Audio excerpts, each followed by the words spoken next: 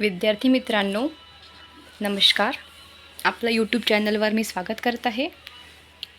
विविध स्पर्धा परीक्षा, पोलीस भरती, तलाठी तसेच ग्रामसेवक यामध्ये विचारल्या जाणाऱ्या मराठी व्याकरण आधारित प्रश्नमालिका आपण आता बघणार आहोत. तर आपण आता सुरुवात करूया मराठी व्याकरणाचे काही प्रश्न. प्रश्न पहिला बघा. दुभत्या गाईच्या लाथा गोड या म्हणीचा अर्थ सांगा. ऑप्शन क्रमांक 1 आहे भरपूर दूध देणे, फायदेशीर गोष्टीसाठी त्रास सहन करणे. ऑप्शन नंबर 3 आहे पुण्यवान माणसाच्या लाथा आणि 4 नंबर आहे वाईट संगतीत चांगले घडणे. आता दुभत्या गाईच्या लाथा गोड याचा अर्थ असा होतो की एखाद्या गोष्टीपासून जर आपल्याला फायदा असेल तर त्या गोष्टीसाठी आपण काय करतो, त्याचा त्रास पण सहन करतो. म्हणून याचं उत्तर आहे ऑप्शन क्रमांक 2 फायदेशीर गोष्टीसाठी त्रास सहन करणे. नंतर बघा प्रश्न क्रमांक 2 आहे पुढील म्हणीचा अर्थ सांगा. हातात कंगन बांधणे.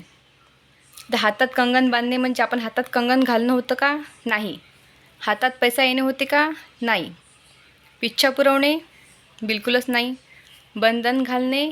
हां, बंधन घालणे. हातात कंगन बांधणे म्हणजे बंधने घालणे.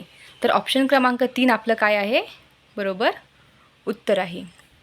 नंतर बघा प्रश्न क्रमांक 3 निंदा करणाऱ्या माणसाचा आपल्याला फार उपयोग होतो म्हणूनच म्हणतात की रिकामी जागा. आता जो आपली निंदा करतो, तुम्ही लहानपणी ही म्हण ऐकली असेल, निंदकाचे घर असावे शेजारी. म्हणून ऑप्शन क्रमांक 3 काय आहे? बरोबर उत्तर आहे. चौथा प्रश्न बघा. कोणत्याही गोष्टीचा अतिरेक हा वाईट असतो या वाक्यासाठी योग्य म्हण निवडा. अति तिथे माती. ऑप्शन क्रमांक 2 करावे तसे भरावे. ऑप्शन क्रमांक 3 दाम करी काम आणि ऑप्शन क्रमांक 4 अंथरूण पाहून पाय पसरावे. कोणत्याही गोष्टीचा अतिरेक हा वाईट असतो ही म्हण आपल्याला पाहिल्याबरोबर ओळखायला येते. याचं उत्तर काय राहील? अति तिथे माती. कारण की आपण कोणत्याही गोष्टीची जर अति केली तर त्या गोष्टीचं काय होते? शेवट नक्कीच होतो. म्हणून अति तिथे माती ऑप्शन क्रमांक हे काय आहे? आपलं बरोबर उत्तर आहे. नंतर प्रश्न क्रमांक 5 वर जाऊया. घर कोंबडा या शब्दाचा विरुद्धार्थी शब्द निवडा. आता घर कोंबडा म्हणजे काय? घर कोंबडा म्हणजे घरात राहणारा. समजलं? घरात राहणारा त्याला काय म्हणतात? घर कोंबडा. पण आता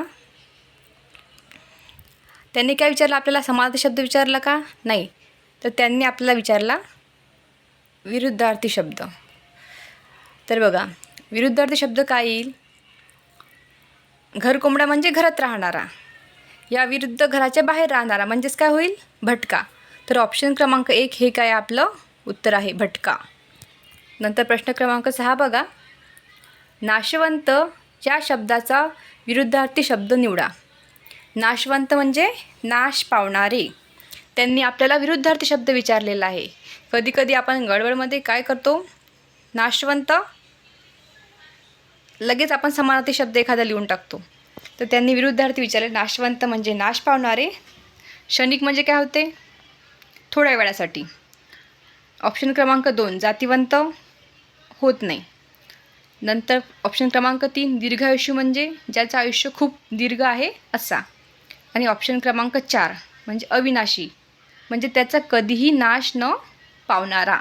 म्हणून आपलं ऑप्शन क्रमांक 4 काय आहे? उत्तर आहे. अविनाशी म्हणजे कधीही नाश न पावणारा, त्याच्याच विरुद्धार्थी नाशवंत म्हणजेच नाश पावणारा. नंतर बघा प्रश्न क्रमांक 7 नैसर्गिक या शब्दाचा विरुद्धार्थी शब्द ओळखा. आपल्याला त्यांनी काय विचारलेलं आहे?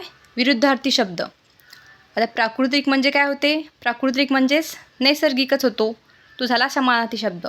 स्वाभाविक म्हणजे काय होतो? तो पण स्वाभाविक म्हणजे पण नैसर्गिकच म्हणजे आपल्या स्वभावातच ते गुण आहेत, तो पण काय झाला? समानार्थी शब्द झाला. त्यामुळे ऑप्शन क्रमांक काय येईल उत्तर आपलं? 3.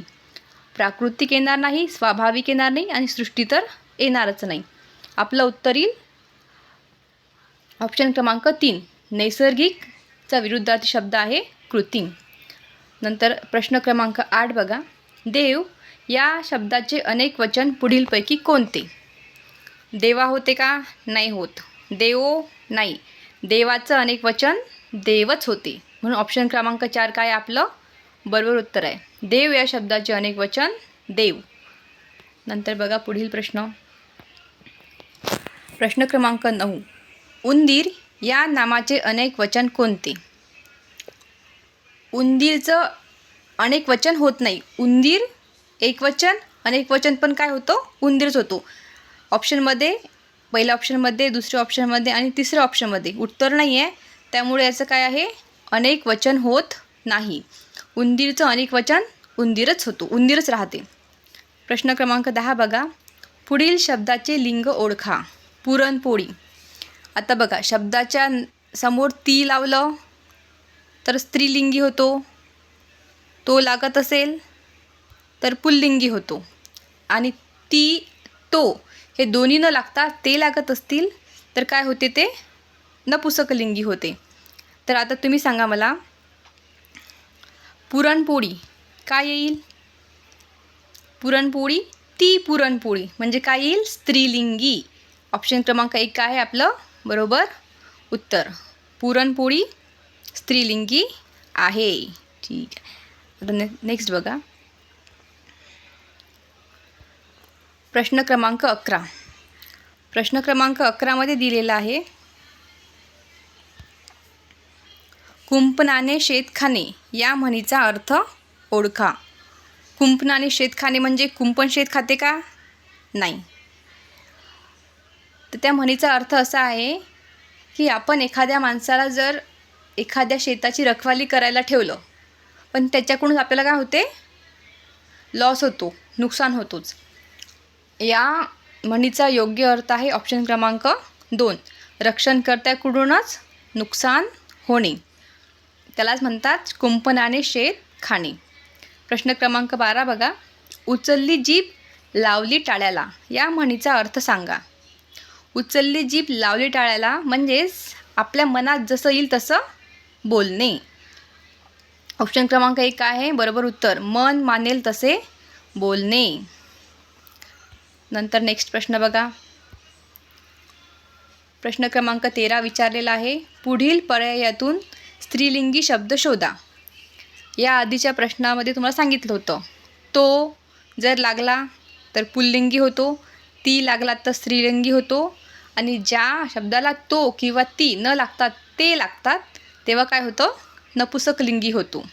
आता पती, पती काय आहे? पुल्लिंगी. मोती, मोती पण काय आहे? कुत्र्याचं नाव आहे, ते पण काय आहे? पुल्लिंगी.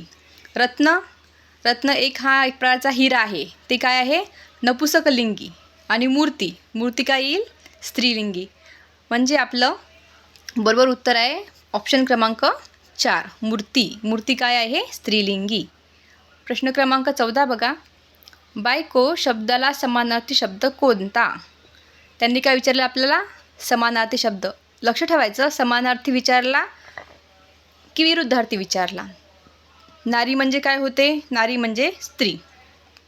ललना म्हणजे पण स्त्रीच होते, आणि अबला म्हणजे पण स्त्रीच होते. तर याचं आपलं उत्तर आहे ऑप्शन क्रमांक 4, दारा म्हणजे बायको. नंतर शेवटचा प्रश्न बघा, प्रश्न क्रमांक 15, वाक्यातील रिकामी जागी योग्य अलंकारिक शब्द लिहा. अपार धनसंपत्ती असणारा.